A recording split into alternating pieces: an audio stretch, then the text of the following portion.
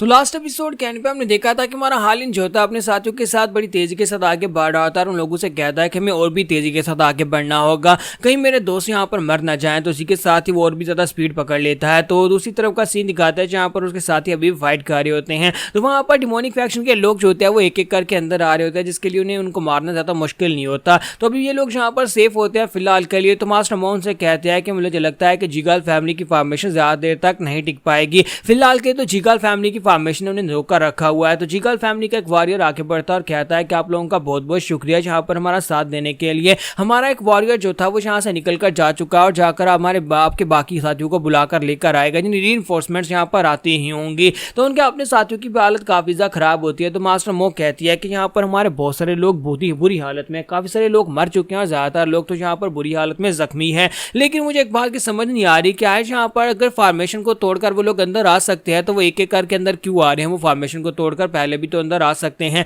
वो सारी फॉर्मेशन को तोड़कर डायरेक्टली अंदर आकर हम सभी को मार सकते हैं, फिर वो लोग वेट किसका कर रहे हैं। तो जीगाल फैमिली के सोल्जर्स उठकर खड़े हो जाते हैं, आगे बढ़ते हैं और उनसे कहते हैं कि प्लीज हमें यहाँ पर माफ करना, हमारी वजह से तुम लोग यहाँ पर मुश्किल में पड़ गए हो, लेकिन हम लोग अपनी पूरी कोशिश करेंगे जब तक रीइंफोर्समेंट्स नहीं आती तब तक हम लोग फॉर्मेशन बनाकर रखें, आपके इस एहसान का बदला जरूर चुकाया जाएगा। इसके साथ ही जीगाल फैमिली के वॉरियर्स उनसे कहते हैं कि हम लोग अपनी पूरी जी जान लगाने वाले, अगर हम लोग इस फाइट में मर जाते हैं तो प्लीज हमारे यंग मास्टर का ख्याल रखिएगा, चाहे कुछ भी हो जाए हमारे यंग मास्टर बियोग को बचा लीजिएगा। तो वो सभी लोग जो होते हैं उनसे रिक्वेस्ट कर रहे होते हैं और साथ ही कैप्टन जो होता है अपने लोगों को लेकर आगे बढ़ जाता है और कहता है कि यहाँ पर फिर से एक और फॉर्मेशन बनाओ और पहले से बनी फॉर्मेशन को और भी ज्यादा स्ट्रॉन्गर कर दो। तो मास्टर मो जो होती है वहां पर सोच रही होती है कि ये लोग वाकई में पूरी कोशिश कर रहे हैं, लेकिन मुझे भी एक बात की समझ नहीं आ रही कि डिमोनिक लोग आखिर यहाँ पर रुक रुक कर अटैक क्यों कर रहे हैं। इसी के साथ उन्हें वहां पर आवाज आती है, हालिन जो होता है वहां पर दूर से उन्हें आवाज देता है और कहता है कि मास्टर मो ट्विन ब्लेड्स, क्या तुम लोग ठीक हो। तो मास्टर मो कहते हैं हम लोग ठीक है। हालिन उनसे कहता है कि तुम्हें बिल्कुल ही परेशान होने की जरूरत नहीं है, मैं यहाँ पर आ चुका हूँ। तो उसी के साथ ही वहां पर बहुत सारे डिमोनिक फैक्शन के लोग निकलकर हमारे हालिन का रास्ता रोकने की कोशिश करते हैं।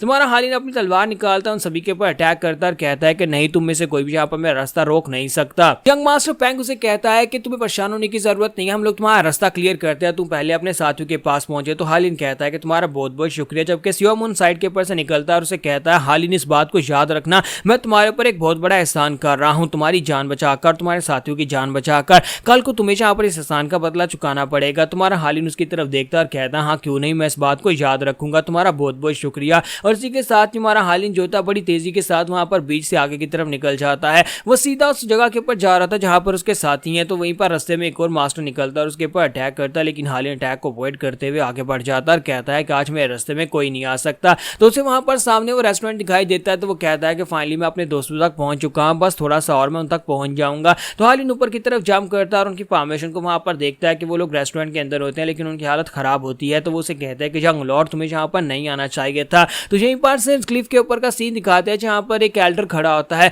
एल्डर के साथ वहां पर एक और लड़की खड़ी होती है। तो एल्डर उसे कहते हैं कि ये बच्चा कौन है जो कि यहाँ पर सबसे आगे और हमारे लोगों को मारता हुआ आगे बढ़ता जा रहा है, ये हमारे प्लान का हिस्सा तो बिल्कुल भी नहीं था। तो उसके साथ जो लड़की होती है वो उसे कहती है कि मास्टर मुझे लगता है कि ये सभी लोग तो वही हैं, ये लोग राइजिंग स्टार्स हैं, जिनमें सैंगवॉन फैमिली का यंग मास्टर है, सियोमुन क्लैन का यंग मास्टर, पैंग फैमिली का यंग मास्टर है, और साथ ही यहाँ पर ये लड़का जो है इसे मैंने जीगाल फैमिली की उस लड़की के साथ देखा था। तो ये लड़का जो है ये भी किसी बड़ी फैमिली का यंग मास्टर हो सकता है, लेकिन हमें यहाँ पर इसे ध्यान देने की जरूरत नहीं है, बाकी के सभी यंग मास्टर्स की तरह ही है। वैसे हमारा यहाँ पर स्पाइडर वेब जो पूरी तरह से कंप्लीट हो चुका है, ये सभी यंग मास्टर हमारे जाल में फंस चुके हैं। तो एल्डर उसे कहता है कि बहुत ही अच्छे, इसका मतलब यह है कि हम लोग अपने प्लान को एक्टिवेट कर सकते हैं। तो साथ ही उसे कहता है कि ब्लड ड्रैगन स्क्वाड को वहां पर भेजो, और साथ ही एल्डर वहां पर चले जाते हैं और उसे कहता है कि उम्मीद करता हूं कि तुम यहाँ पर मुझे अच्छी खबर लाकर दोगी, मैं इन सभी यंग मास्टर्स को मरा हुआ देखना चाहता हूं, और जब तुम वापस आओ तो मुझे आकर यही न्यूज मिलनी चाहिए कि सभी लोग मर चुके हैं। तो ये एल्डर जो होता है इसे द ब्लड डीमन कहते हैं, यानी कि ये एल्डर एक सेक्टर का लीडर है, जहाँ पर एल्डर है तो इसका नाम जो है ब्लड डीमन है।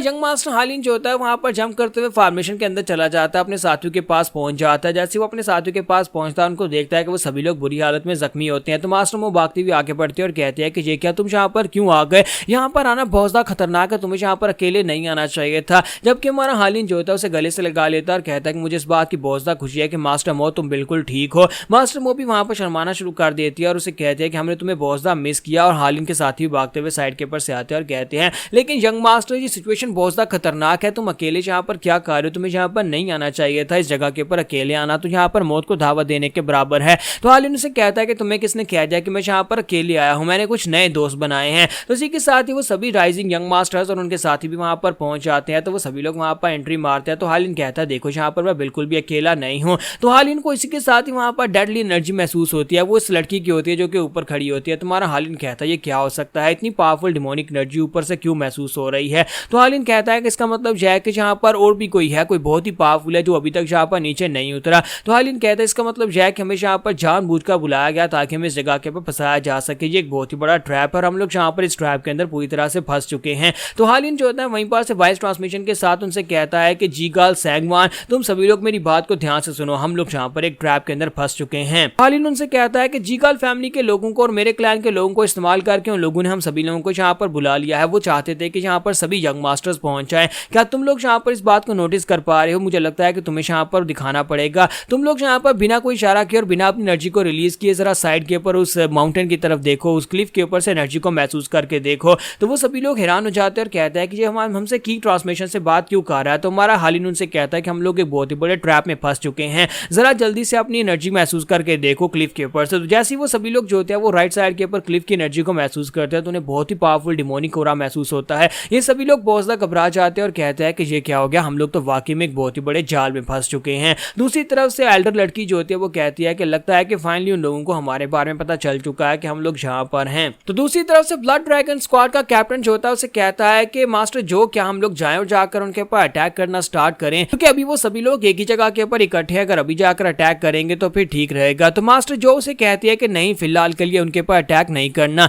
एक एक करके उनके ऊपर अटैक करना है ताकि हम लोग इसको एंजॉय कर सकें। तो यहाँ पर हमारी एपिसोड 43 का एंड करेंगे और नेक्स्ट एपिसोड में देखेंगे कि अब आगे क्या होगा, ये सभी यंग मास्टर्स यहाँ से बचकर निकल पाएंगे या नहीं।